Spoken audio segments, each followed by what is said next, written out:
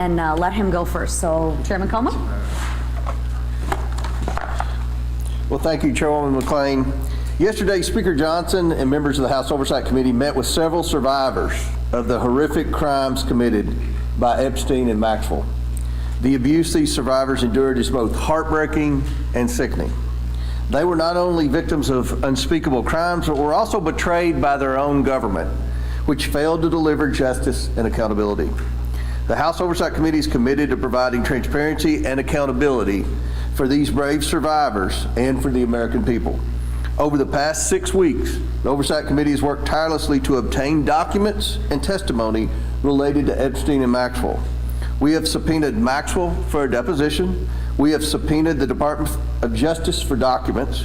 We have issued subpoenas to 10 former federal officials for depositions. We have requested documents from the Epstein estate, and we have secured a transcribed interview with former Labor Secretary Alex Acosta. This is the most comprehensive investigation into Epstein and Maxwell to date, and we're already getting results. We have already deposed former Attorney General Bill Barr. The DOJ has produced nearly 34,000 pages of documents with more to come. These documents are now accessible on our website. We put every single document on the website. The Epstein estate will begin producing documents on September 8th. The committee is operating at an unprecedented pace and doing the work the right way. What we heard yesterday from the survivors is that they support these efforts and they support the pursuit of transparency and accountability. We will continue working tirelessly for these survivors and for the American people. I want to thank Speaker Johnson and his leadership team for giving us all the tools we need to get all the information that the American people want and that the survivors deserve to be able to finally give them some accountability. And I want to thank the Trump administration for working with us and turning over 34,000 documents so far. With that, I yield back. Wow, thank you. Thank you, Chairman Comer. And thank you for all your hard work on this issue. With that, I want to welcome you all back to a safe D.C. I know that sounds crazy, but rather than applauding President Trump's decisive action to actually restore law and order and reduce crime in America, Democrats have defended gang members, thieves, and lawbreakers. I mean, can you guys believe that? That sounds odd, right? Right? Sounds pretty common, unfortunately. Nevertheless, Republicans remain focused on delivering not only the physical safety, but President Trump has championed, but the financial security for every single working America. Because President Trump believes in a safe America. And safe America means safe in the streets, but it also means safe and security financially and economically. That's why we've spent the last month working with actual Americans in our district. And I personally spoke with workers at manufacturing facilities in Michigan, and then we went on the road in New Jersey, Pennsylvania. These folks work hard, and many of these folks work more than 40 hours a week. So let me tell you that it was an honor to let them know that the extra hours they put in will actually not be taxed. And of course, I wasn't the only one standing with the American workers in the past month. House Republicans showed up in coffee shops, small businesses, schools, gas stations, all across America. And if you own or work at a small business, Congressman Miller Meeks was out there talking about the tax cuts heading their way. And if you work in energy, Congresswoman Fedorchak was out there talking about the ways that this bill will help secure your job and actually reduce gas prices. I think we had Labor Day just recently, right? We just came back from Labor Day. Gas prices were the lowest they've been in 5 years. What a success that is. And if you work in healthcare, Congressman Barrett was on the ground hosting a town hall about what this bill does to actually improve healthcare in rural areas. And if you've worked your whole entire life, Congressman Mario Diaz-Balart sat down with seniors about the historic tax cut they will receive because of the Working Families Tax Cut bill. Wherever you work, the bottom line remains the same. Republicans are fighting for every single American worker, and we are proud of the results that we have delivered.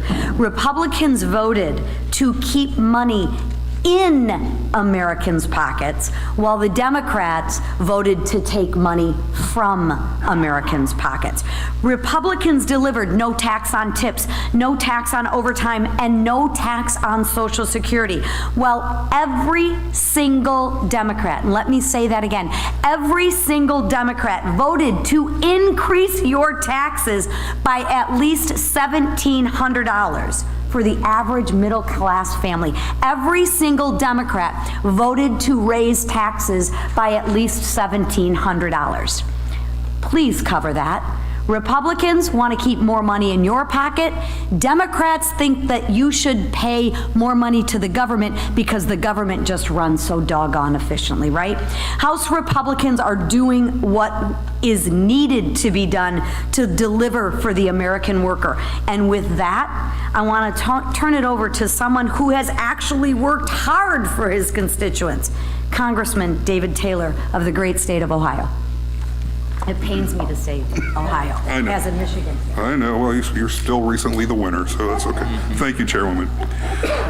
During the August work period, I spent time in Ohio's 2nd Congressional District talking with local small business owners, farmers, manufacturers about the issues that are most important to them. I heard over and over again how important the Working Families Tax Cut Act is in transforming the lives of hardworking Ohioans by lowering taxes so they can spend their hard-earned money on what they need, helping small businesses grow and develop and revitalizing our main streets. As a third-generation small business owner, I know firsthand how a tough economy and skyrocketing taxes make it harder to turn a profit. When I popped into family-owned shops last month, store owners told me how grateful they were with the expanded 199A tax credit that was helping hand they needed to stay in business so they could maintain a presence in our communities. Beyond business, Ohioans made it clear that they don't want illegal immigrants taking benefits that are meant for Americans in need. This is just Ohio common sense. The Working Families Tax Cut Act benefits vulnerable Americans so they can get back up on their feet while kicking off illegal immigrants who never should have received taxpayer benefits in the first place. A common myth surrounding the act is that it will shut down rural hospitals serving Americans across our country, and especially in my district. That is far from the truth. In rural regions like Southern Ohio, the act includes a historic $50 billion investment in rural hospitals, and when I spoke with local healthcare providers, they confirmed how critical this funding is in meeting their most rural patients' needs, and they're very pleased with the results. For Will Minshaw, a young farmer in Pickaway County, Ohio, whose family farm is hitting 200 years in operation next year, the increase in the death tax exemption, which is made permanent in the bill, means it'll be even easier for the family to pass the farm down to him and to future generations. And with family farms making up 96% of all farms in my district, this is huge news for countless farming families in Southern Ohio. That, combined with expanded funding for agricultural trade programs and investment in crop insurance, will give family farmers peace of mind about staying in the business for years to come. I was also proud to see provisions of my USA Car Act, which co-sponsored with Senator Marino, included in the act. It will create a deduction of interest on purchase of American-made cars on your car loan. That will create thousands of jobs across our nation, all while securing our nation's supply chains and invigorating our economy. The Working Families Tax Cut Act is paving the way for economic prosperity for hardworking Americans, and Ohio families are reaping the benefits. I was proud to support it and will continue advocating for the needs of Buckeye families in Congress. Thank you all for being here, and now I'd like to introduce Tom Click, CEO of an aluminum manufacturer, Patriot Industries in Louisa, Virginia. I knew I was going to do that. I got a friend named Louisa, Louisa, Virginia. Tom co-founded this business with his wife, Sarah, and will share a little bit about how the act benefits his employees. See it. Good seeing you. Good man. Good morning, everyone. My name is Tom Click, and in 2010, my wife Sarah and I founded Patriot Industries. We're proud to be one of a growing number of American companies investing in U.S. manufacturing and bringing jobs back to our community. Like most family businesses, we started small with only 1,000 square feet of space and a used pipe threader that I purchased on eBay. Navigating the complicated tax code always seemed like to be a continual challenge until in 2012 when I faced a serious health crisis, and there were moments when we didn't know if the business would survive. But thanks to the strength and dedication of our incredible work family, we pulled through, I recovered, and today Patriot has 3 factories in the USA, 140,000 square feet of space with advanced manufacturing equipment. It employs nearly 100 hardworking team members. I'm here today to say thank you to congressional leadership and to President Trump for permanently locking in tax policies which are already having a positive impact, not just on our family business, but on our employees and their families. Locking in the 20% small business deduction, restoring full equipment expensing, and protecting our family from the nightmare of the death tax, or as I call it, the survivor's tax, because that's who the burden ultimately falls on, are big wins for small businesses like ours. But most importantly, the One Big Beautiful Bill benefits our employees through lower tax rates, a larger child tax credit, and a doubled standard deduction, giving our hardworking team members more take-home pay for day-to-day necessities like groceries and helping them build a better future for their families. So on behalf of our family business, our nearly 100 employees, and our trade association, the National Association of Electrical Distributors, thank you all for finally providing the tax certainty businesses like ours need to continue manufacturing more great American products and hiring more great American workers. Thank you, and may God bless you, and may God bless America.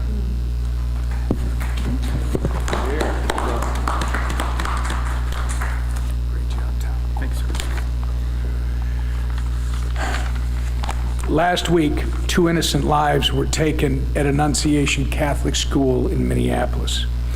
As a Minnesotan, a father, and Catholic, words cannot begin to describe the amount of heartbreak and anger we feel over this unspeakable act of evil. Our prayers continue to be with the victims, their families, and everyone who is impacted by this horrific event. We pray because, despite what some may say, prayer is powerful. Thank you to FBI Director Patel, Deputy Director Bongino, and to our local law enforcement for all their efforts. Thank you to President Trump for reaching out to Governor Walz to offer support and ordering that all flags be flown at half-staff in honor of the victims. And thank you to Vice President J.D. Vance for being in Minnesota today to pay his respects to the victims of this tragedy and their families. They need to know that someone cares. This senseless tragedy was carried out by a very broken and deranged individual. He is the unfortunate picture of the current mental health crisis we have here in the United States, a mental health crisis that has been normalized and exacerbated by extreme Democrat policies. We cannot allow any more innocent lives to be taken by someone who should have received help long before they had a chance to become violent. Not to mention the far left anti-law enforcement policies of Tim Walz and Democrats in Minnesota that encourage crime. The way forward is to address the mental health crisis and empower law enforcement to crack down on crime, just as President Trump has done right here in our nation's capital. The American people elected our Republican trifecta with a mandate to restore law, order, and prosperity to our communities. And that is exactly what we have done over the last 7 months. This August, I had the privilege of being back in my home state to discuss how Republicans' working families tax cut is benefiting Minnesotans. It was an honor to host several Trump administration officials, including Labor Secretary Lori Chavez-DeRemer, Environmental Protection Agency Administrator Lee Zeldin, and Federal Transit Administration Administrator Mark Molinaro, who all helped highlight the ways this once-in-a-generation piece of legislation improves the lives of so many. From no tax on tips and overtime to historic tax relief for American manufacturers that you just heard about from Tom, Minnesota workers and businesses are benefiting from this monumental bill. While in my district, I got to visit New Flyer's bus manufacturing plant alongside FTA Administrator Molinaro, American manufacturers like New Flyer can expect a major boost thanks to provisions like full expensing and bonus depreciation. With 12% of employment in Minnesota being in the manufacturing sector, hundreds of thousands of Minnesotan workers stand to benefit. The Republican trifecta's working families tax cut unleashes growth and opportunity like never before, and we're just getting started. With that, I turn it over to our great leader, Steve Scalise. Thank you, Whip, and our prayers are with you and the people of Minnesota for that tragic shooting. And as we come back to D.C., it is encouraging to see a much safer nation's capital. And it is clearly the result of the work of President Trump, who said early off he was going to make America safe again. And you don't just do it through words, you do it through actions. And those actions have been significant. Those actions are noticeable when you go around the district, when you talk to people here in D.C. who can feel the presence of those National Guard troops. I want to thank all the states who have sent National Guard troops. Proud that my home state, the Speaker's home state of Louisiana, is one of those who have sent over 100 of our Louisiana National Guard to be a part of helping making our nation's capital safe. And we're going to continue to take steps to do things here in Congress to address some of the other problems in our nation's capital. Worked closely, in fact, spoke with President Trump just a few days ago about some of the actions Congress needs to take to address the things that D.C. has done, self-inflicted wounds, so to speak, that they have passed through the council to make it easier for hardened criminals to walk free, even if they get arrested. Carjackings, you could carjack somebody at gunpoint, and frankly, a lot of the people who commit some of those violent crimes are younger people under 25. You could be 23 years old and walk out the next day if you get caught without serving any time in jail. And I think a lot of people are outraged by that, but it's ordinances on the books in D.C. that lead to that. It's soft on crime judges because of a weak judicial nominating commission that is stacked with far leftists who are themselves soft on crime, and because of that you get judges that are soft on crime, and all that does is creates more victims, senseless, needless victims of crime that shouldn't be if you only had better ordinances. And so our Oversight Committee is going to be going to work next week, passing a package of bills to address a lot of those problems that D.C. created, to fix it so that criminals can't just walk free if they want to go commit tough crimes. They'll have to do the time for what they do on the streets. And I think that's a good thing, that we're going to be addressing that problem even more than what President Trump's already done. You can look at what the Oversight Committee has already done over the break. While a lot of people were home, a lot of Oversight Committee members were here getting that testimony that Chairman Comer talked about from those victims of the horrors of Epstein. And we're going to continue through the rule today, have a vote to force a lot of that information to be made public, to support the subpoenas that the committee's doing, to go even further than others want to go at getting that information out to the public, including going after the estate of Jeffrey Epstein, something others have refused to do. So we're not done, but it's going to be an important vote today on the House floor to show our support there. And then, of course, we are going to continue to talk about all the things that we passed just in these first 6 months, and obviously there's a lot more we want to do. There's a lot more we're doing just this week. Some great energy production bills, energy and water appropriations bill. Appropriators are having negotiations to try to get a resolution on the proper funding of government. All of that is still going on, but it's important when you go around the country and hear stories like we heard today of people that are now starting to make more investment in America because we stabilized the tax code. We prevented a massive tax increase on families all across this nation by passing the One Big Beautiful Bill. We modernize America's air traffic control system. We secure our border. We open up more energy production. All of the things that are going to help families have more money in their pockets.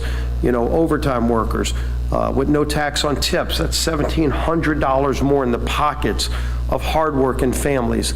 and the best is yet to come. There's a lot more we're going to do, and the person leading that charge is the fellow LSU alum, and yes, we are proud of our alma mater winning its opening game. It's going to have football back, college football. Some people might not say right now they're glad to have college football back, depending on how their team did.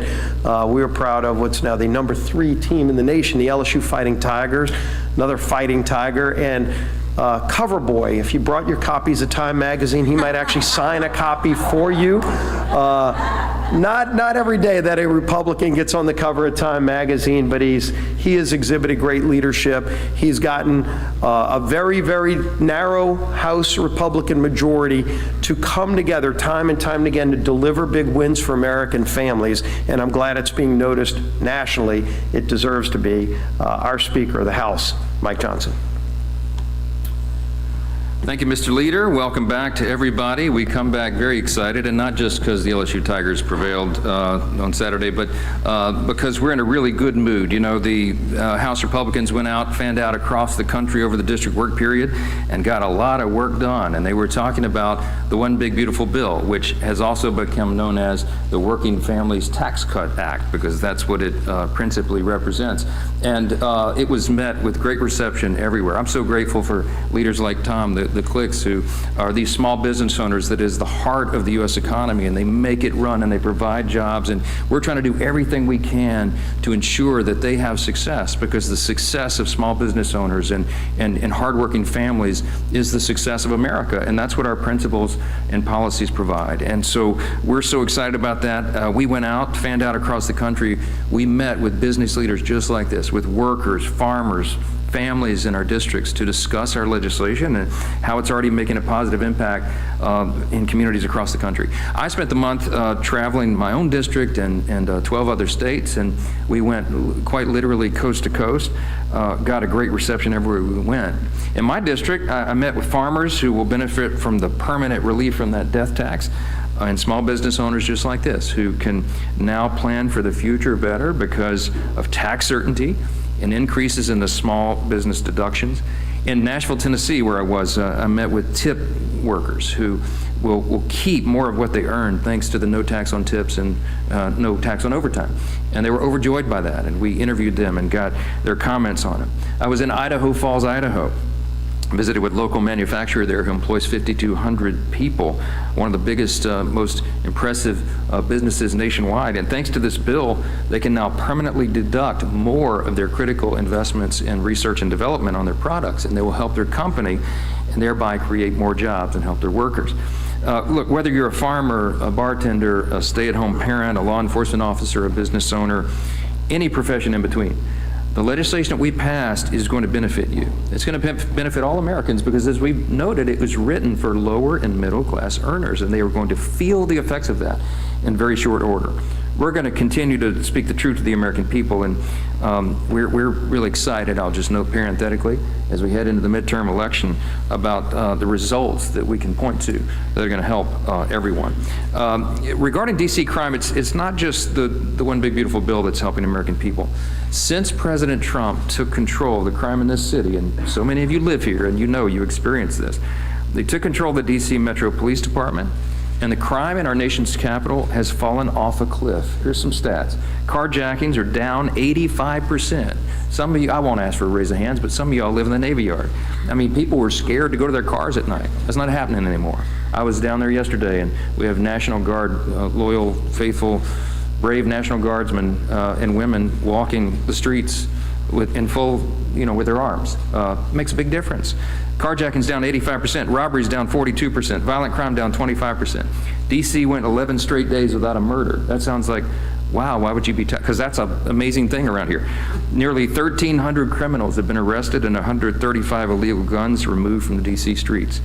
DC residents, and the residents of every big American city, should be able to walk freely without fear of being mugged and violently assaulted and carjacked or shot at.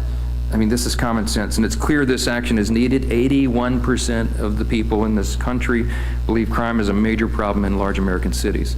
And we ought to do something about it, and we're the team that will. President Trump is clearly listening. His efforts have been so effective here in D.C. that Mayor Bowser, who is a Democrat, as you know, signed an executive order just yesterday welcoming federal law enforcement in D.C. indefinitely, okay? I hope my Democrat colleagues here will wake up and realize that crime is not a partisan issue. It can't be. Violent criminals don't know if you're a Democrat or a Republican before they put a gun to the back of your head and demand you give up your keys. We can't stand for that. And the Democrats should set aside their pride and stop defending violent criminals, which is amazingly what so many of them are doing right now, and work with the Trump administration to put the safety of the American people first. Regarding government funding, just very quickly, you've heard Leader Scalise address this. House Republicans are continuing the FY26 appropriations process in our efforts to responsibly fund the government while also cutting spending. Why? Because, my friends, we have a $37 trillion federal debt. Now, remember, we cut $1.6 trillion in the big, beautiful bill, and that was a huge leap forward because it's the largest amount of savings ever achieved by any legislative body in the history of mankind, but it's not enough. We have to continue to spend more responsibly. This week, we'll bring up the Energy and Water Appropriations Bill to the floor, and Chairman Cole is diligently working to get all 12 of the appropriations bills out of his committee. As we always are, the House Republicans are committed to keeping the government open. And unfortunately, it seems like not all the Democrats agree with that, and they're beginning to apply their government shutdown pressure. But I want you to remember one thing. All but one House Democrat voted to shut down the government in March. And we expect, sadly, that may happen again, that will be their inclination. If the government shuts down, it'll be because congressional Democrats rejected common sense solutions to fund the government and instead caved to their far left base. But I'm going to say this, I mean, look, I mean this sincerely. If Democrats are willing to work with us and think responsibly about how we can spend less than we did last year, then we are all open to that. Our nation is saddled with that debt, and we've got to figure this out. Last thing I'll note, and then we'll go to questions. I just got a comment on Governor Newsom and his anti-Christian rhetoric, anti-religious rhetoric. Just one personal point here. Last week, I mean, he called me out personally a couple times, and he shamelessly mocked the victims of Annunciation Catholic School for praying after the shooting. Went online and did it in writing. I just found it reprehensible. I mean, it's really sick. In response to a video of Caroline Leavitt discussing the power of prayer amid great tragedy, the governor posted, quote, "These children were literally praying as they got shot at." I mean, why? Like, why would he do that? Why would you do that? Except that you are starving for attention. It's detestable. 2 children were murdered. More than a dozen were hospitalized, and Gavin Newsom's response was to sneer and condemn those who seek out our Creator at our darkest moments. I just thought it was evil. In fact, it's indicative of such a profound moral decay that really the only hope for Gavin is prayer, ironically, and we're told in Scripture to do that. As people of faith, we believe in the strength of prayer and intercession. It's foundational to who we are as believers, and by the way, who we are as Americans. It's woven into the fabric of our country, our deep Judeo-Christian heritage, and it's something that we represent. And as a leader of the state with the largest Christian population in America, I will keep Governor Newsom and also the people of California in my prayers, and I think he ought to be called out, and anybody who does that should be called out for it. With that, take a few questions. Yes, ma'am.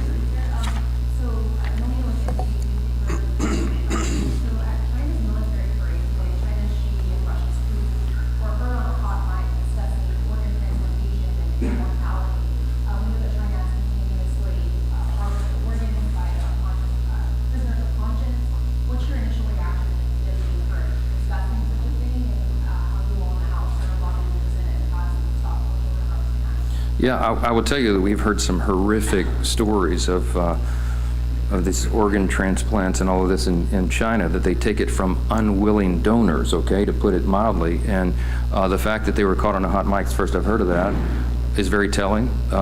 It tells you what their worldview is in contrast to ours. Speaking of evil, we've heard of, terrible stories. I've heard terrible stories of the Uyghurs, for example, this persecuted religious minority that they're using to harvest organs from. I mean, look, I've not seen the evidence of that, but if the leaders are talking about it, it should alarm us.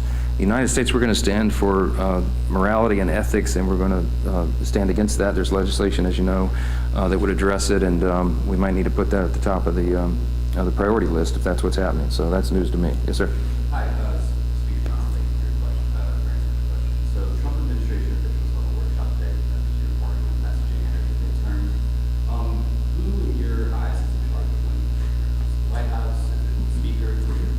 Yeah, it's the speaker. No, I saw somewhere that I was running through and I saw on Fox News or something said, curious, the speaker wasn't at the meeting this morning. Can I tell you why, since you just asked? My youngest son, Will, made the starting wide receiver position at his local school here for the freshman team.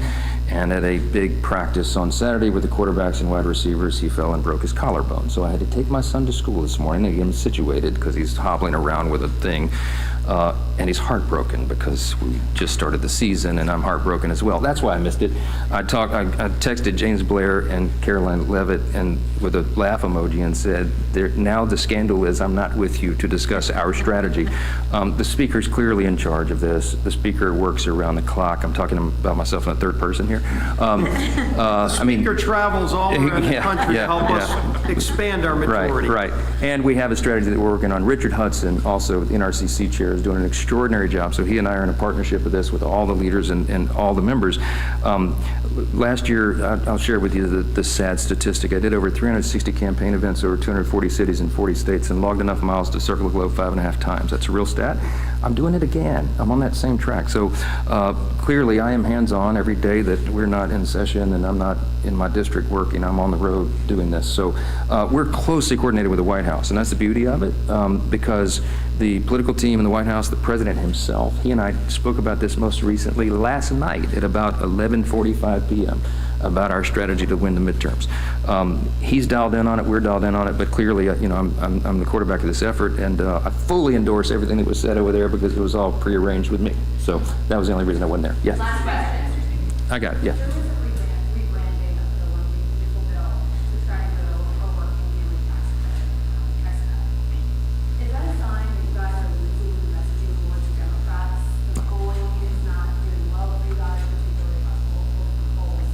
What more Republicans have to do to actually stop it? Yeah, it's not a rebranding, and what we have to do to sell it is tell the truth, and that's the beauty of it, okay? So I'm not surprised that some of the early polling was less than favorable in some areas of the country because there has been a full-on strategy by, frankly, the mainstream media and the Democrats, of course, to try to misrepresent what's in the bill. If you look at the polls of all the individual provisions of the bill, they're wildly popular. I mean, we did things, there were 80-20 issues in the legislation, and it's going to help everybody. So it's not a rebranding. What we encourage everybody to do during the August district work period is go into their districts, do town halls, business roundtables, meet with everybody, constituents, and just take the time to explain what's in it. Because in almost every scenario, literally like 99% of the time, when you explain what's in it, light bulbs go off and people start standing and applauding because they know it's going to help them. Now, here's the other benefit of that. The reason we put it on such an aggressive timetable, which some of the people in this room didn't believe we'd get it done, the reason we had to get it done by the summer is because we wanted everybody to feel the actual effects of this extraordinary legislation before they vote in the midterms. We made a mistake in the first Trump administration. In hindsight, we got the Tax Cuts and Jobs Act done, our reconciliation package then, but we didn't get it done until December. And so people didn't feel the effects before they voted in the midterm, and we lost our majority. We are not going to make that mistake again. So the reason we put this on such an aggressive timetable was to get it done, get it signed into law, get it enacted. The relief is already being felt, as you're testified to today, and it will be felt in great effect by everyone when they go vote. So that huge demographic shift that we saw in 2024 in the election, we will hold those new demographics, new people who came in the party, because we have demonstrated for them they made the right decision. While Democrats are flailing and about to elect an actual Marxist to be the mayor of America's largest city and formerly the cradle of capitalism, we are out talking about common sense solutions for the pocketbooks of moms and dads and hardworking families everywhere. And they're going to feel that, and they're going to reward us for it. Last one over here is. Speaker, thank you so much. The NDAA, pro-life provisions, transgender surgeries, is that still a red line for the Republican Party? And then also, Democrats are considering midterm conventions. Is this something that Republicans are considering as well? I'll address the NDAA first and then that. Yeah, I mean, I don't expect there's going to be poison pills that the NDAA has been worked towards as a bipartisan measure, which it traditionally has been, and I think leaders on both sides are committed to that. With regard to the convention, I'm all in and excited, and I'm glad you asked about it. The president called me when I was on the road maybe a week ago or whenever this made news on a morning. It was like 6:30 in the morning where I was out west, and he was here, and he said, Mike, I got a great idea. And I said, what's that? How about a midterm convention? Don't intend to do it in his voice, but a midterm convention. And I was like, that's genius. He said, it's never been done before. That's right, and that would be such a great rallying point for us in the fall, right before the election, to lead up to that, to the momentum that we have so much to sell and talk about and celebrate. And of course, he loves a big show, so he and I both agreed, and he was going to call Leader Thune and of course our new chair of the RNC, because they get to put on the show. And so I think everybody's on board, because when I was packing my bag to leave that hotel room, about 13 minutes after I hung up the phone with him, Fox News and the Chiron said, breaking news, president calls for midterm convention. So I think that's a done deal now. So look, I'm really excited about it. I can't wait. We have so much to celebrate, and it will be hilarious if the Democrats try to do the same, because if they're going to put on display what they did at their little workshop a couple weeks ago, bring it, okay? So all we got to do is find the right location and get this thing planned, and we're going to be excited. And we'll be bringing, I'm sure, folks like the Clicks, like Tom here, to come and tell his story about what's happening, and everybody will resonate, and all the people will say amen. Thank you all so much. Bless you. All right.